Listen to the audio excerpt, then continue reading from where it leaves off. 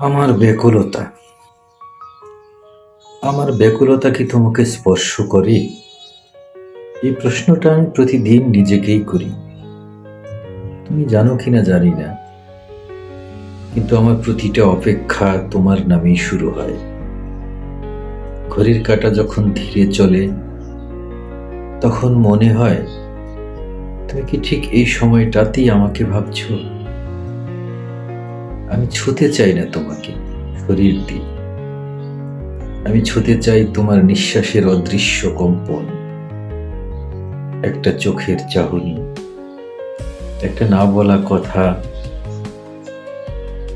এটুকুতেই আমি কেঁপে উঠি, ব্যাকুল হয়ে পড়ি।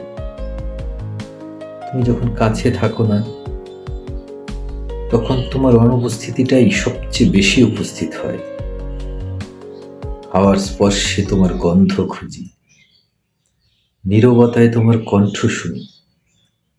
এই কি স্পর্শ, নাকি স্পর্শের চেয়েও গভীর কিছু?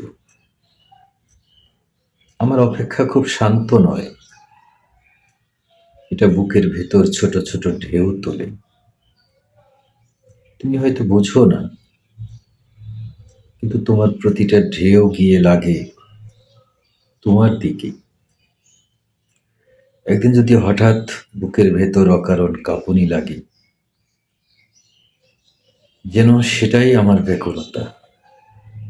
আমি তোমাকে ডাকি না জোরে, কারণ আমি জানি নরম ডাকি সবচেয়ে বেশি ছোঁয়া দেয়।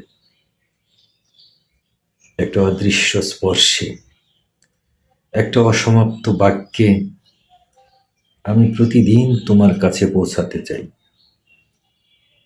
যদি কোনো এক সন্ধ্যায় তুমি হঠাৎ মন খারাপ ছাড়াই বিষণ্ণ হয়ে পড়ো,